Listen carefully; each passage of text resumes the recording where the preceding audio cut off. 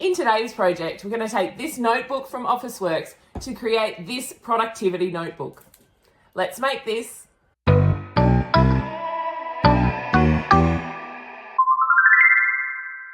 My inspiration for today is I have been seeing so many planners out there at the moment. Lots of notepads with planners in them. Lots of different ways people are creating, junk journals and doing bullet journaling and all of that kind of stuff. And I just thought that maybe that's something we can do with our sticker paper and do a print then cut. So I've done lots of different research and a lot of different searches, and I've found a whole heap of different ways we can create weekly planners, or even this could be a monthly planner that you did. In today's project, we're going to use a standard grip mat, a notebook that I got from Officeworks for $5.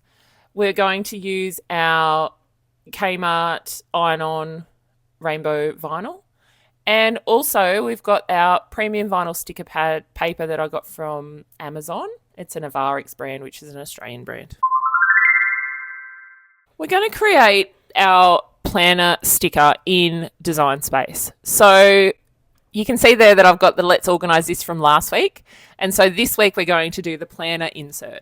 So I've measured up my page, and I've worked out that to fit nicely inside an A5 book, I need a rectangle that is 13 by 20. So you can see I've chosen a rectangle. I've unlocked the size there, and I've done a 13 across and 20 down. I'm changing the colour. So we're going to actually print this rectangle this time. It's not just a guide. So choose the colour that you want. Choose whatever shape you want. You could have done a wavy edges. You could do a whole heap of different things to this, but I'm just going to do straightforward rectangle. I've changed it to white for now. And then I'm going to make it match closely to the cover. So I've chosen that Party Vibes font again, and I've typed in weekly planner. Now around there, then I want to do an offset. I've started with a 0.2, but that was too big. I think I'll do a 0.1. And then I'm going to do some color changes. Now I have chosen colors that are matching with the brand I have, which is those bright pinks, the bright yellows, and the bright blues. I've got those hex codes saved on a Google Doc. But if you go back to my Kiss Cut name stickers, it goes through ways you can find hex codes, which is a set of 7 numbers with a hashtag that actually represent every color that's ever existed that a computer can use and see. So I've changed my coloring to match the bright pink as well as the light pink that I use in my branding. So I've got the dark pink as my offset, and I've got my light pink as the inside that says weekly planner. And then I'm going to use, so I've used Party Vibes for the top one. And now I'm going to use Quicksand for the rest of my text. So I'm going to start with putting a date. I've changed the colouring. So I've got my blue colouring this time. I've got the hex code. I've gone up to the colour and I've typed in the hex code.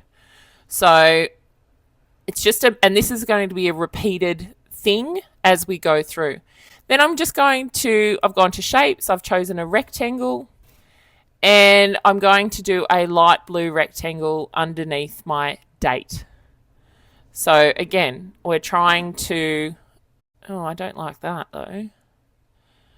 I don't like that rounded edge. So I started with the rounded edge, but Design Space don't give you a nice rounded edge if you elongate it too much. So if you have a look, see how, once I've finished, see how that edges? I don't like that. So I'm going to do the same thing again, but I'm going to just choose the square cornered rectangle. I don't like it. It's up to you. I mean, if you like it, you like it. But for me, that doesn't sit nicely for me. So I'm going to reshape that and do that color change again. And I'm moving it to behind the word date. The reason I've done that is so that we can actually see the word. So this is the idea is that the weekly planner, when you start it, you put your date. So if it's the first week of August that starts on a Monday, we might put the 4th to the 9th or 4th to the 10th of August.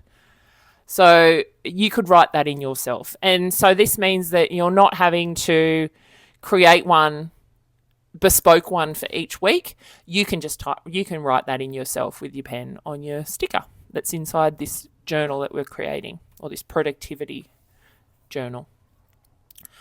So the next thing I'm going to do are the days of the week, and I'm going to similarly do some boxes next to each of them. The boxes are going to be the yellow. That's part of my branding. So again, I'm just going to change that hex code up in the coloured square next to the operation. So I'm just going to speed that up for you. You can see that I've aligned all that text, the Monday, Tuesday, Wednesday, Thursday, Friday, Saturday, Sunday. I've aligned it to the right rather than aligned it to the left. That's just a preference for me, but I think that having it closer to the box that I want to write in works better for me. So that's why I've aligned them all that way.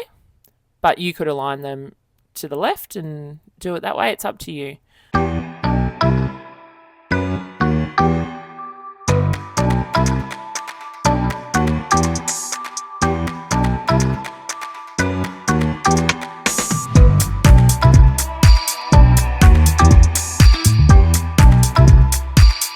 And then I'm just going to group all of the squares and all of the words. The reason I want to do that is so that we can align each of these components. So I'm going to also group the date and the square together as well. And then that way, when I'm actually to the point of being able to finalize these designs, we can align everything nicely together. Then I'm going to put down the bottom, I'm going to do a to-do list, and I'm also going to do a goal of the week. Now with the to-do list, I'm going to add some stars to the left-hand side as some little bullet points. This is where you can start really personalizing things for yourself. You could, if you're a gardener, you might have plants. If you were a chef, you might have some whisks. So there's different ways that you can definitely personalize this to your own taste, to your own hobbies, to your own personality. So I'm going to speed this up for you because it's really just a matter of playing around with things to suit your own goals and your own flavors.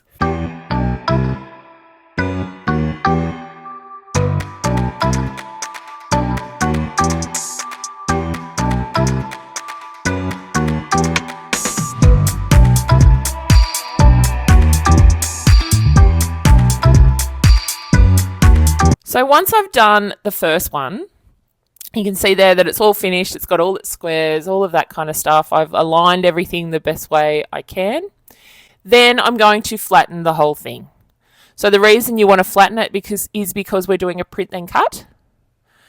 And then I'm going to duplicate it because you don't want to waste sticker paper if you don't have to. And then I'm going to align them at the top and then attach. Now you can see the issue here.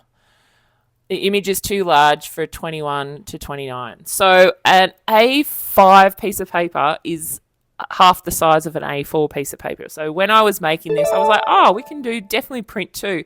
But if we're going to use our Cricut, we have to make sure that they fit inside that 16.7 by 25.4 print then cut size.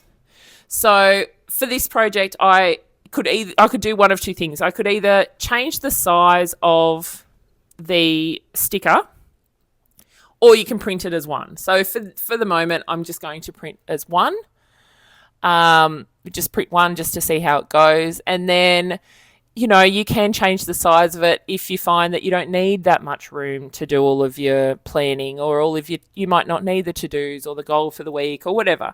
So if you wanted to save a bit of sticker paper, you could just change the size of that, no worries. And then when we go into make, we're just going to do a print then cut.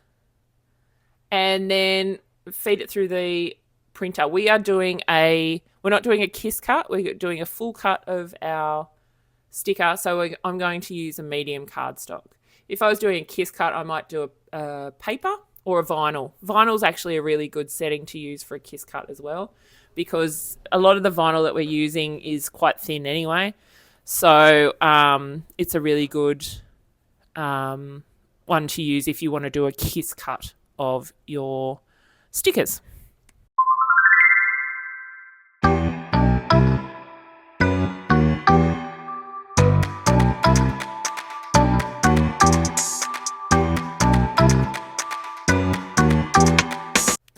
Now that we've cut the actual weekly planner using our Cricut, now it's just a matter of putting it onto our page. So you can see here that I fold the top component or the top part of our sticker over this backing. The reason is because I don't want to just lie it flat, because that's where you get into some problems with trying to get rid of the bubbles. But I found, and you do this also with laminate as well, I find that if I put just the first little part of it down and make sure that that's flat, then I can pull the rest of it out. So I'm just lining it up, and then once I've got it lined up, I'm just going to push down that week where it says weekly planner. I'm going to press that nice and flat. So what I'm going to do is grab my heat mat. The reason I'm doing that is because I've put it on the side of the book that's not flat to the table. Silly idea, but you need a little bit of